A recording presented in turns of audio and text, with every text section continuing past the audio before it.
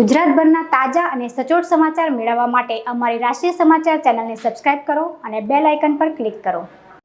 રાત્રિના સમયે નાનપુરા માછીવાડમાં ભાજપના કોર્પોરેટર અશોક રાંદેરિયાના પૈતૃક ઘર નજીક આવેલ ગણપતિ બાપ્પાનો પંડાલ ઊભો કરવામાં આવ્યો છે।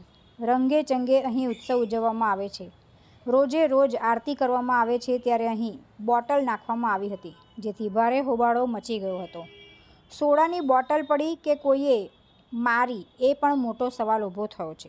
મોડી રાતનો બનાવ હોવાથી પોલીસ તંત્ર દોડતું થયું હતું। સમગ્ર ઘટના અંગે શહેર પોલીસ કંટ્રોલને કોલ મળ્યો હતો। ત્યારબાદ પોલીસે ઘટના સ્થળે પહોંચીને તપાસ હાથ ધરી હતી। નજીકમાં લાગેલા સીસીટીવીના આધારે તપાસ તેજ કરાઈ છે। હાલ એ વિસ્તારમાં પોલીસ બંદોબસ્ત મૂકવામાં આવ્યો છે। અઠવા લાઇન્સ પોલીસે સમગ્ર મુદ્દે વધુ તપાસ હાથ ધરી છે। તુલસી શર્મા સાથે રાષ્ટ્રીય સમાચાર, સુરત।